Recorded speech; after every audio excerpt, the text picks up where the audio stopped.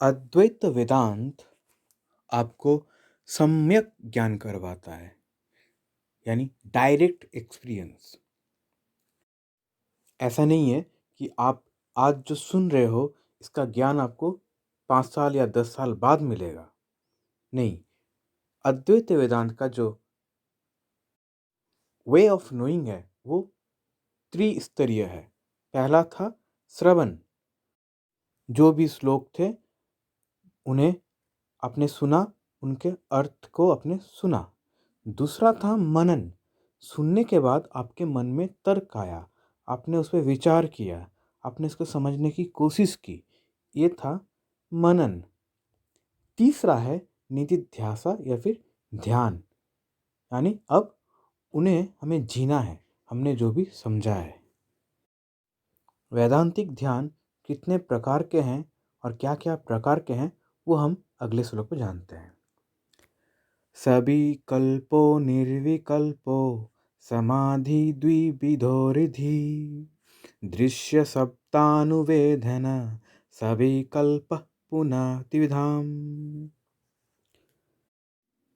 समाधि दो प्रकार के होते हैं, सविकल्प समाधि, निर्विकल्प समाधि।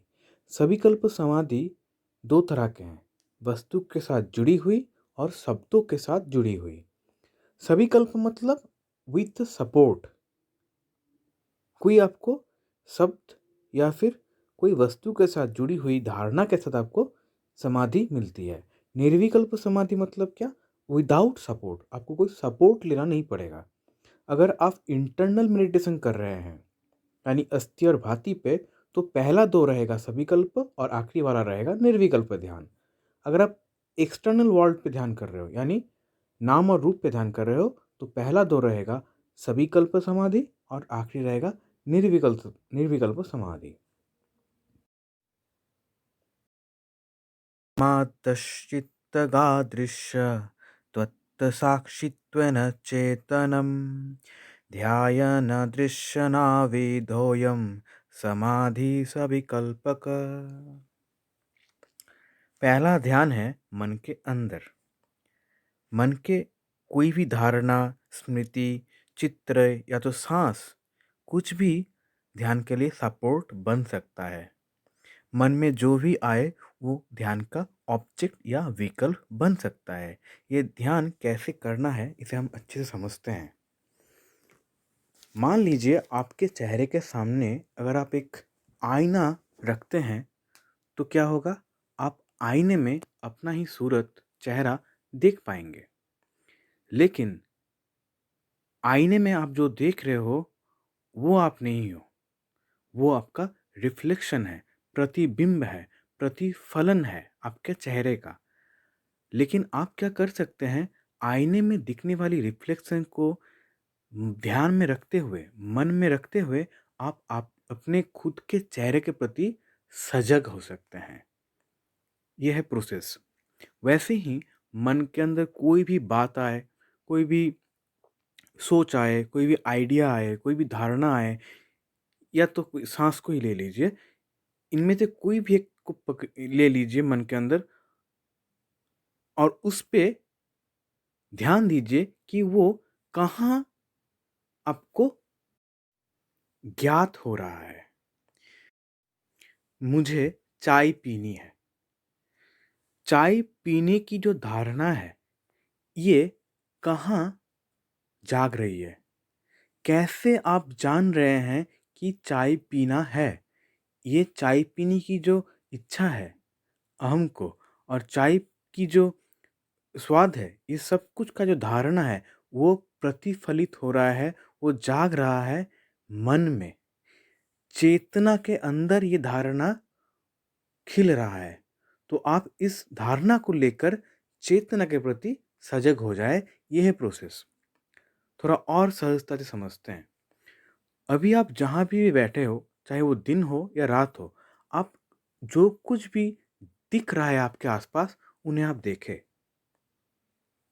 चाहे वो घर हो, दीवारें हों, रास्ता हो, पेड़ हो या फिर घर के अंदर रखी हुई सामान हो, आपको जो कुछ भी नज़र आ रहा है वो नज़र इसलिए आ रहा है क्योंकि उसके ऊपर लाइट, रोशनी पड़ रही है और वो रोशनी रिफ्लेक्ट होके आपके आँखों तक आ रही है और उसके बाद वो इलेक्ट्रिक सिग्नल्स बन के ब्रेन में प्रोसेस होके मन के अंदर आपको प्रतिभात हो रहा है कि ये वस्तुएँ सामने रखी हुई हैं। ये रास्ता है, घर है, चीज़ें हैं, क्योंकि वो लाइट आपको आँखों में आ रही है।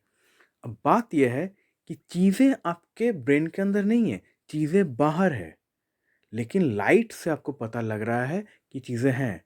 तो लाइट है वो चेतना जिसके अंदर ये चीज़ें हैं। तो आपको इस लाइट के प्रति सजग होना है, यानी चेतना के प्रति सजग होना है। लेकिन आप अगर चीज़ें ना होती यहाँ पर, मान लीजिए कोई भी चीज़ नहीं रखी हुई, सिर्फ़ लाइट ही लाइट है। जैसे अगर आप रात के वक़्त एक टॉर्च को आसमान की तरफ फ़ोकस करते हो, तो आपको कोई भी चीज़ नज़र नहीं आएगा, ना ही आपको रोशनी नज़र आएगी। क्यों? क्योंकि वहाँ कोई वस्तु नहीं है जिसमें लाइट रिफ्लेक्ट हो सके। लेकिन अभी आपको जो भी चीज़ दिख रही है, वो इसीलिए दिख रही है क्योंकि लाइट उसमें रिफ्लेक्ट हो रही है। वैसे ही चेतना को आप डायरेक्टली नहीं जान सकते, आपको कोई धारणा लेना होगा। यानी मान लीजिए आपको चाय पीने की इच्छा हुई। ये इच्छा ये इच्छा कहाँ जाग रही है? उस पे फ़ोकस करना है, ना कि इच्छा पे। ये ध्यान का पद्धति आपको बहुत आसान भी लग सकता है और बहुत कठिन भी लग सकता है। आसान ये पद्धति इसलिए है कि आपके मन में कोई भी धारणा आए, कोई भी थॉट आए, कोई भी चिंता आए, कुछ भी आए, आप उसी पे ध्यान कर सकते हैं। कैसे? ना वो थॉट, वो बात, वो सोच, वो आइडिया कहाँ आ रहा है, उसको जानना है। उसके तरफ मुँह फेरना है, ना कि उस धारणा के प्रति। मान लीजिए आपके मन में आया मुझे चिप्स खाना है, तो ये चिप्स खाने का धारणा जहाँ पर आया, उसके तरफ मुँह फेरना है। ये है बहुत आसान, लेकिन ये कठिन इसलिए है, हम अपनी ज़िंदगी, पूरी ज़िंदगी सिर्फ़ बाहरी दुनिया के नाम और रूप के साथ जोड़ के ही जीते हैं। हम जब कोई चीज़ वस्तु देखते हैं, तो हम उस वस्तु का रूप को देखते हैं, उसको उसकी नाम को जानते हैं, उसकी उपयोगिता को जानते हैं। लेकिन कभी ये जानने की कोशिश नहीं करते, जिस प्रतिफलित चेतना में, यानी मन में वो धारणा ज्ञात हो रही है, उसके तरफ हम नहीं जानते हैं। तो ये थोड़ा इसलिए कठिन है कि हम वस्तुओं से जुड़े हुए हैं। तो आँख बंद करके अब बैठें और मन के अंदर कोई भी एक धारणा आ रहा हो, उसे देखें, इसी वक़्त देखें। जैसे मैं अभी ये ऑडियो सुन रहा हूँ। आपके मन में ये बात चल रही है कि मैं ये ऑडियो सुन रहा हूँ। ये धारणा जिस सजगता से आप जान रहे हैं, उसके प्रति सजग हो जाएँ। जिस अवेयरनेस में ये बातें, ये थॉट्स चल रही हैं, उस सजगता, उस अवेयरनेस के प्रति सजग हो जाएँ। Being aware about the awareness.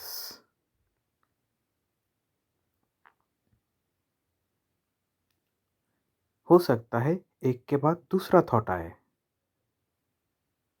उसके बाद तीसरा थॉट आए, आने दें। जैसे आसमान में बादलें आते हैं और चली जाती हैं, वैसे ही मन के आकाश में चिंताएँ, धारणाएँ, बातें आती हैं और चली जाती हैं। मन के उस आकाश के प्रति सजग हो जाएँ, जिस सजगता में बातें, धारणाएँ सब आ रही हैं। ये ध्यान आप कंटिन्यूअसली कर सकते हैं, चाहे आप बाहर हो या तो आप घर पे हैं। सजग हो जाएँ, मन के आकाश में क्या-क्या बातें चल रही हैं। वो सारे बातें, थॉट्स सब कुछ प्रतिफलित चेतना में ही घटित हो रहा है। ज़्यादा प्रयास ना करें, आराम से सिर्फ़ मन को ढीला छोड़ते जाएँ और देखें।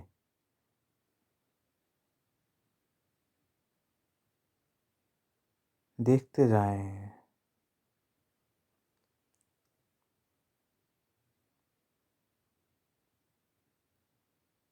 सांस चल रही है। सांसों का चलना कैसे आपको ज्ञात हो रहा है?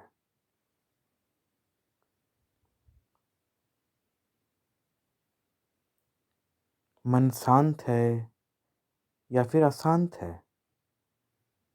कैसे पता? उस सजगता के प्रति सजग हो जाएं।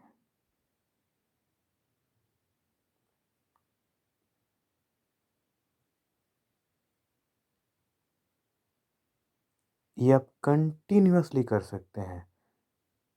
सोए हुए हो, बैठे हुए हो, चल रहे हो, ये आपको उस ब्रह्म को जानने में बहुत लाभदायी है।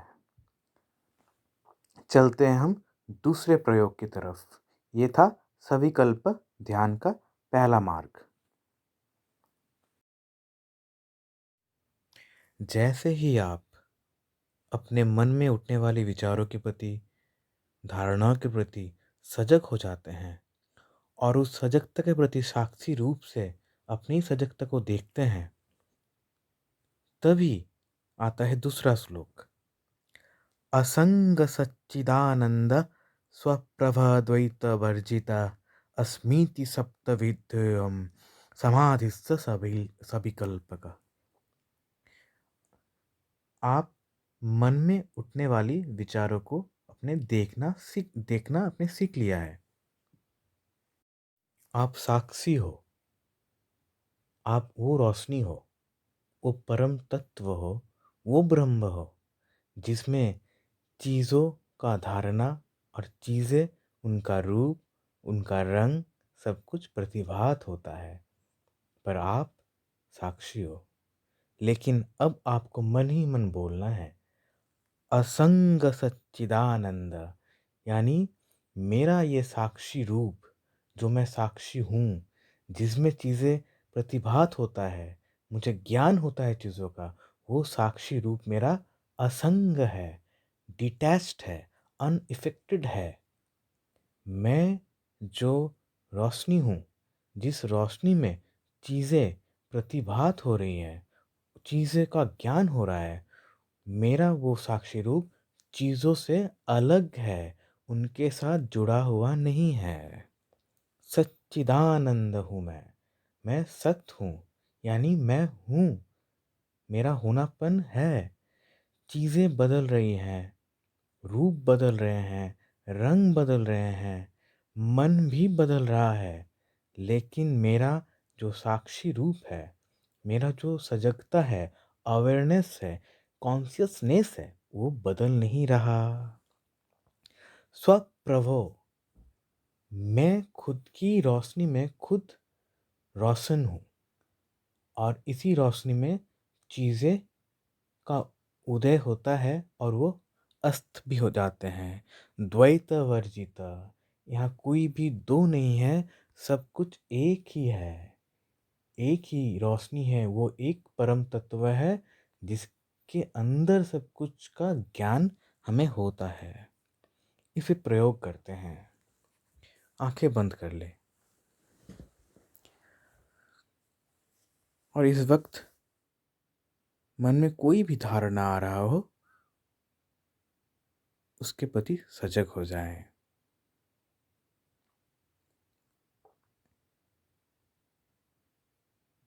जैसे याद करें, सुबह आप नींद से उठे, फिर आप फ्रेश हुए, खाना खाए, फिर अपने काम पे व्यस्त हो गए। समय गुजरता गया और समय के साथ साथ मन की स्थिति भी बदलती गई। दोपहर हो गया, समय आगे बढ़ता गया, मन बदलता रहा, आसपास की चीज़ें बदलती रहीं, रूप रंग बदलता गया। ये सब कुछ आपको याद है इस वक्त।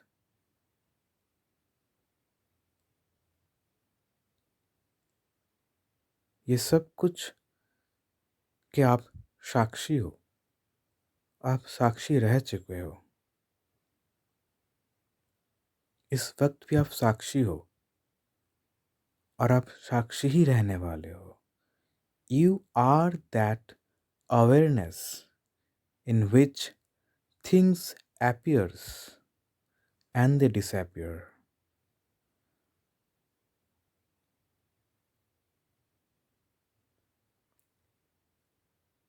But you are unaffected by the things.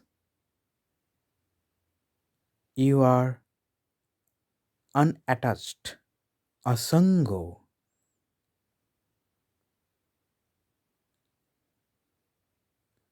आप ब्रह्म हो, वो परम तत्व हो, साक्षी हो, जो सब कुछ जानता है। पर आप जानने वाले हो, जानने वाली चीजों से आप जुड़े हुए नहीं हो। असंगोहम शिवोहम अहम ब्रह्मास्मि।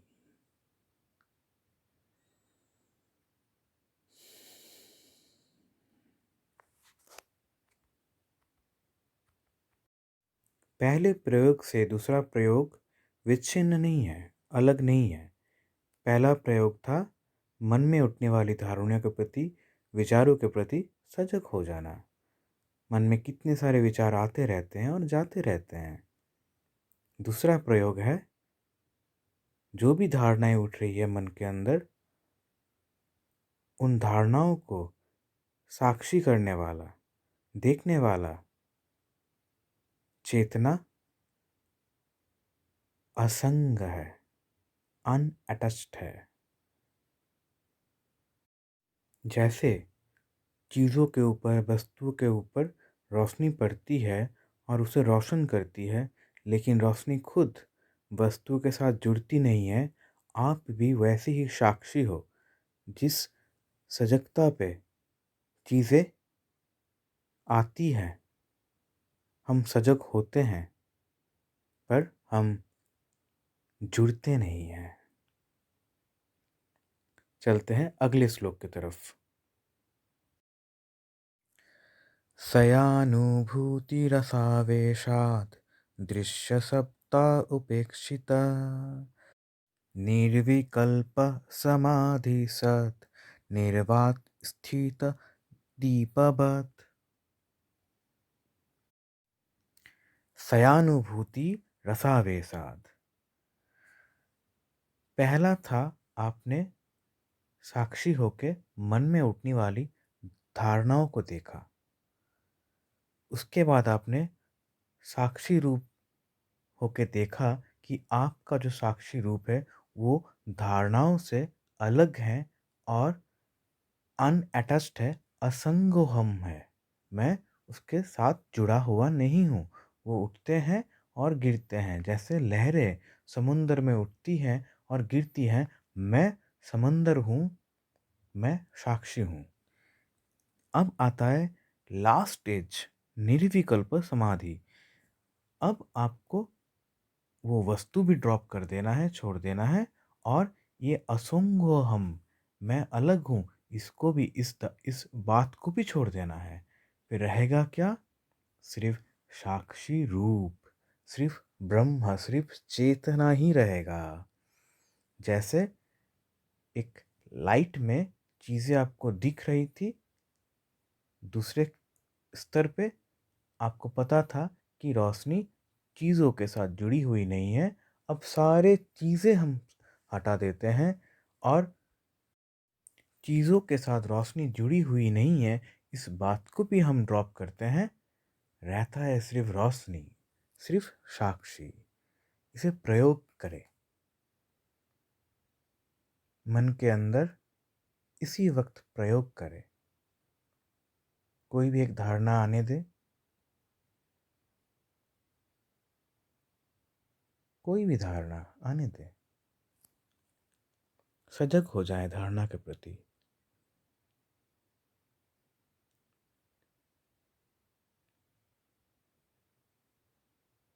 आपके चेतना में आप साक्षी हो धारणाओं के, बातों के।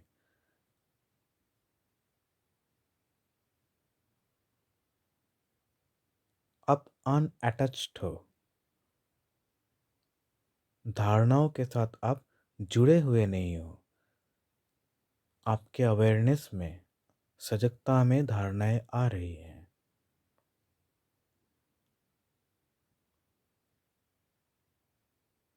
अब विश्राम करें, इस धारणा को भी छोड़ दें और आप असंग हो इस बात को भी छोड़ दें।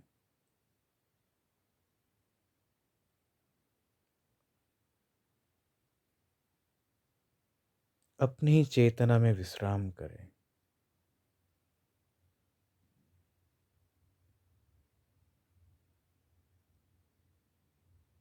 ना कुछ करना है, ना कुछ जानना है। ये था निर्विकल्प समाधि। धी मतलब आपका चेतना। अपनी चेतना में विश्राम करें। एक शांत समुंदर की तरह, एक स्थिर दिए की बाती के जैसे आप अपने साक्षी रूप में विश्राम कर रहे हैं।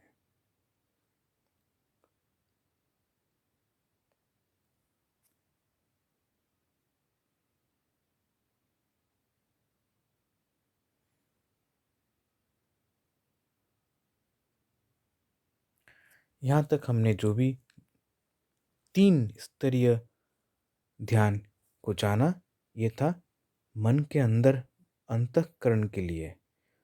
अब जो प्रयोग हम करेंगे वो बाहरी दुनिया के लिए होगा।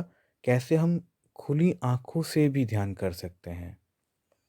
तो आगे बढ़ते हैं। हृदि वा बाह्यदेशेऽपि अस्मिन् कस्मिंश्च वस्तुनि समाधिरात् सन्मात्रात् नामरूप पृथक्कृतिः। आंखें आपकी खुली हुई हैं और आप चीज़ों को देख रहे हैं। इसी वक्त आपके आसपास जो भी चीज़ें हैं उन्हें देखें। कुछ भी हो, उन्हें देखें। देखने के साथ साथ अब आप सजग हो जाएं कि चीज़ें बाहरी दुनिया में हैं। उनका होने पे ध्यान दें। वो कैसे हैं ये ना देखें।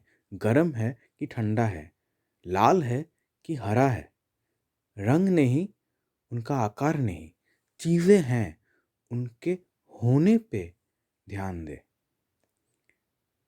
जिसे कहा जाता है इज़नेस, उनका होना। जैसे आपका मोबाइल फ़ोन इस वक्त है, कलम या पेपर है, घर और दीवार ये है, आसमान है, खाने का सामान है, थाली है, पानी है, चीज़ें हैं। वो कैसे हैं, किस अवस्था में हैं, ये ज़रूरी नहीं है। चीज़ें हैं।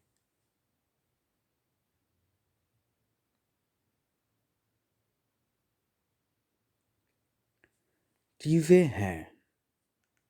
इसको ध्यान में रखते हुए हम चलते हैं दूसरे श्लोक पे। अखंडये एकरसं सच्चिदानन्दलक्षणम् इत्त अविच्छनं चिन्तयं समाधितर्मध्यमर्भवेत्। चीज़ें हैं, चीज़ों का अस्तित्व है। The isness is there. The existence of things there. अखंड ये एक रसम, चीजों का ये होना, ये अखंड है। मतलब पहाड़ का होना होना है, आपके घर का होना भी होना है, समुद्र में पानी भी है और आपके ग्लास में या बॉटल में भी पानी है। पानी ये तत्व एक ही है, आसमान ये तत्व एक ही है, कपड़ा या कागज ये सब कुछ है, ये होना एक है, अखंड है। ये अलग अलग चीज़ें हमें नाम और रूप से नज़र आती हैं, लेकिन इनका होना, मूलभूत रूप में इनका होना सिर्फ होना है। द इजनेस इज देयर, उनका होनापन, उनका होना, एग्जिस्टेंस एक है। एक रसम सच्चिदानंद लक्षणम, वो सत्य है, चिद है और आनंदमय है। सजग हो जाएं, आपको कुछ भी दिख रहा हो, चाहे आप कहीं पे भी हो, जो कुछ दिख रहा है आपको वो है। वो अलग अलग रूप या नाम से हो सकते हैं, लेकिन उनका होना एक है।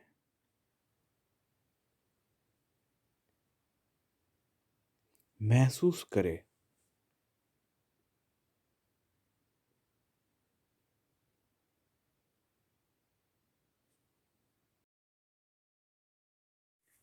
चीजें हैं और वो अखंड अस्तित्व में है। अगला प्रयोग है, इन दोनों धारणाएं छोड़ दें। चीजें हैं, वो अखंड हैं, आप उनके साक्षी हो, सिर्फ साक्षी ही है। उन दोनों धारणाओं को छोड़ दें।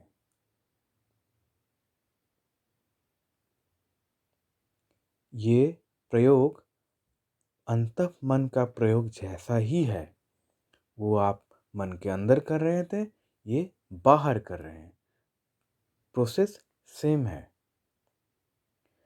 ये कब तक करना है? निरंतर करना है। कब तक निरंतर करना है? जब तक आपको अभ्यास में सिर्फ ब्रह्म ही नजर ना आए। सुनने में ये बड़ा ही अद्भुत लग सकता है कि कैसे मुझे ये ब्रह्म ज्ञान खुली आंखों से हो सकता है। जैसे आप निरंतर चीज़ों को नाम और रूप से जानते हैं और आपको सिर्फ नाम और रूप ही नज़र आता है, वैसे ही निरंतर अभ्यास से, इन ध्यान को प्रयोगों से आपको सिर्फ चीज़ों में, खुली आँखों में वो ब्रह्म नज़र आएंगे और बंद करेंगे आँखें तो भी वो एक साक्षी रूप परम चेतना ही का आपको ज्ञान होगा।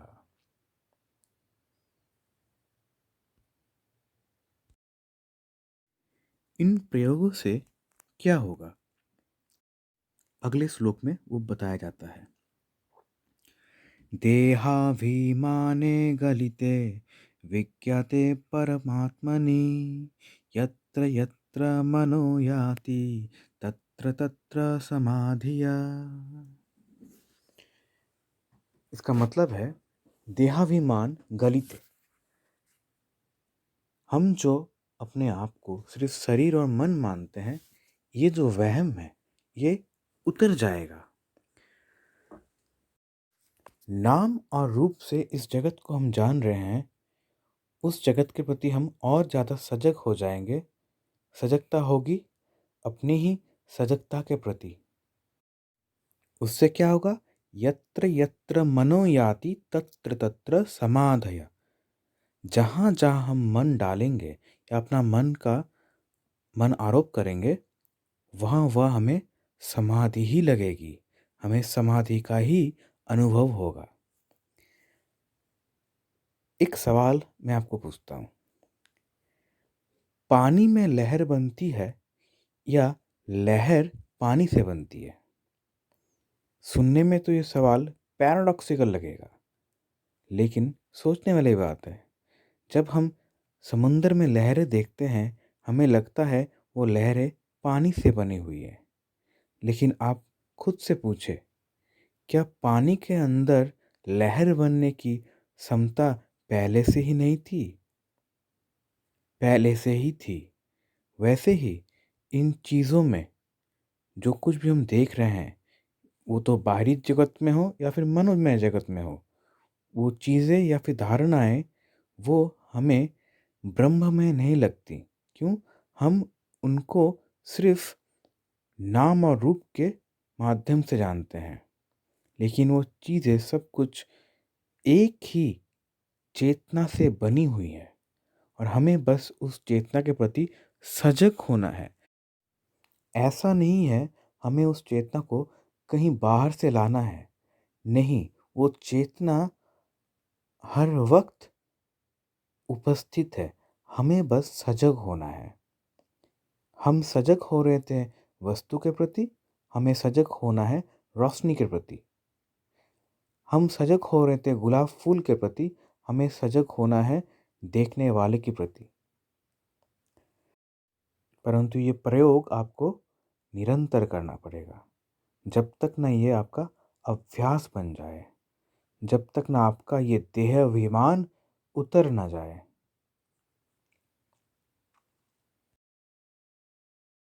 इन प्रयोगों को करते वक्त आपको 3 तरीके का समस्या आ सकता है।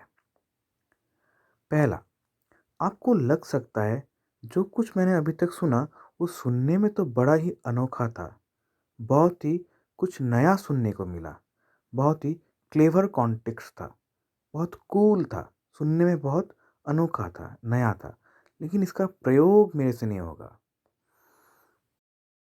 दूसरा, अगर आपका मन चंचल हो तो ये ज्ञान, ये प्रयोग आप कर ही नहीं पाओगे। वेदांत का जो ज्ञान है वो बहुत ही स्पेसिफिक है, निर्दिष्ट है। आप इसको अपने तरीके से तोड़ मरोड़ नहीं सकते। One by one, step by step हमें आगे बढ़ना पड़ता है। और तीसरा जो सबसे बड़ा समस्या हो सकता है वो है गार्बेज ऑफ द माइंड। आपने बहुत सारा कचरा अपने मन में सिर्फ इस जन्म में नहीं, बहुत सारे जन्मों से पाल के रखे हैं। वो उन वो सारे कचरे आपको इन प्रयोगों से दूर कर सकता है, अनजाने में ही। परंतु समाधान वही शुरू से शुरू होता है, श्रवण, मनन, निधिध्यास। अगर हमें रोग से मुक्त होना है तो दवाई से हम विमुख नहीं हो सकते। हम ये नहीं कह सकते कि दवाई लेने मुझे मन नहीं है, तो फिर हम कभी रोग मुक्त नहीं हो सकते। अज्ञान, अविद्या वो रोग है जिसके कारण हम माया की विक्षेप शक्ति और आवृत्त शक्ति से इस दुनिया में सिर्फ वस्तुओं की नाम और रूप को ही जान पाते हैं। अगर हमें ये जानना है कि हम ब्रह्ममय हैं और ये दुनिया ब्रह्म से ही बनी हुई है, ये वो एक तत्व है, ये वो एक चेतना है जिससे पूरा संसार, पूरा सृष्टि बना है और हम उस संसार में वही तत्व, वही आशीर्वाद लेके आए हैं जिससे हम इस ज्ञान को पा सकें। तो हमें विमुख होने से नहीं चलेगा, हमें उत्तिष्ठित जागृत होना पड़ेगा, हमें जागना पड़ेगा, खड़ा होना पड़ेगा खुद के लिए। ना जाने कितने जन्मों से हम इस ज्ञान को सुनने के लिए तड़प रहे थे। ना जाने कितने जन्मों का कर्म हमने पाल रखे हैं। ये वो ज्ञान है जिससे आपके कर्म जल जाते हैं, जिससे आप शुद्ध चैतन्य को प्राप्त होते हैं। दिक दृश्य विवेक का ये सीरीज यहीं ख़त्म होता है। मैं ईश्वर से, उस ब्रह्म से, उस परम चेतना से प्रार्थना करता हूँ हम सभी जीव उस एक ब्रह्म को, उस चेतना को प्राप्त हो, हम उसमें विश्राम कर पाएँ और हमारे सारे कर्म धुलकर जन्म और मृत्यु की इस चक्र से मुक्त हो जाए। ये ज्ञान, ये वेद, ये वेदांत अगर आपको अच्छा लगे तो चैनल को ज़रूर सब्सक्राइब कीजिएगा और अपने दोस्तों के साथ, परिवार के साथ ज़रूर इसको शेयर कीजिएगा। ओम। कायेन वाचा मनसेन्द्रियैर्वा बुद्धात्मना वा प्रकृते स्वभावात् करोमि यत्तत् सकलं परस्मै नारायणायेति समर्पयामि। शांति शांति शांति।